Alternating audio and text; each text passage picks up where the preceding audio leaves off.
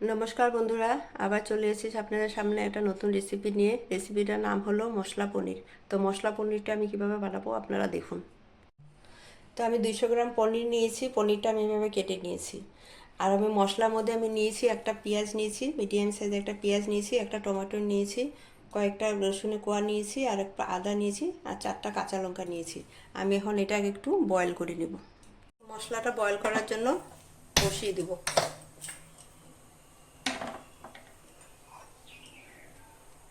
অল্প জল দিয়ে দিব, অল্প সাদা তেল দিয়ে দিব। 5 মিনিট আমি ঢেকে দেব।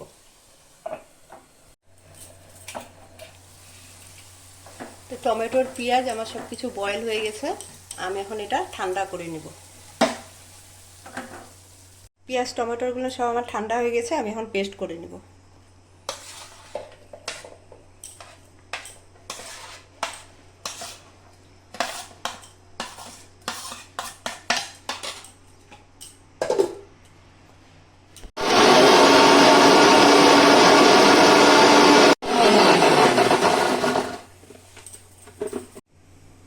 তো আমার পেস্ট হয়ে গেছে মশলাটা, রেখে দেব।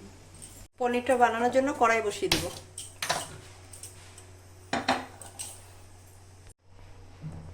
সাদা তেল দিয়ে দিব।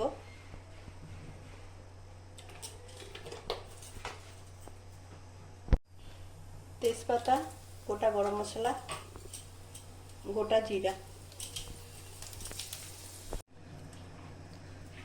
মশলা পেস্টটা দিয়ে দিব।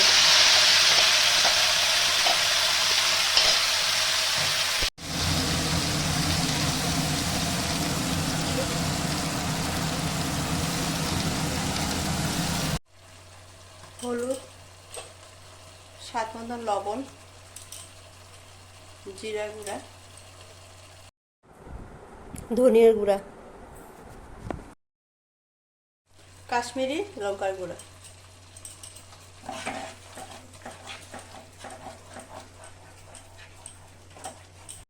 আর মশলাটা আমি ভালো করে ভেজে নিব যতক্ষণ তেল না বেরোবে।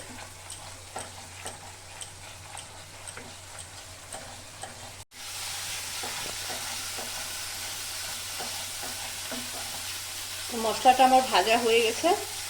আমি এখন এখানে আধা কাপ গরম জল দিয়ে দিব।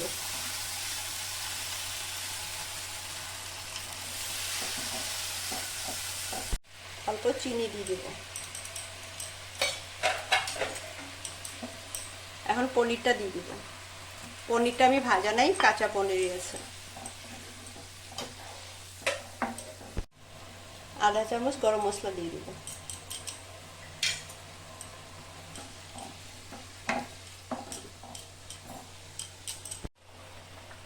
5 মিনিটের মতন ঢেকে দেব, গ্যাসটা কম করে।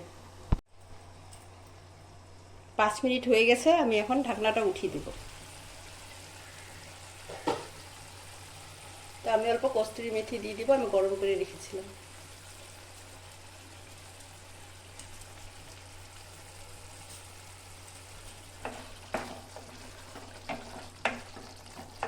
তো মশলা পনিরটা আমার হয়ে গেছে, এখন আমি নামিয়ে দেব। তো মশলা পনিরটা আপনাদের কীরকম লেগেছে আপনারা কমেন্ট করে জানাবেন, আর আমার চ্যানেলটা সাবস্ক্রাইব করবেন।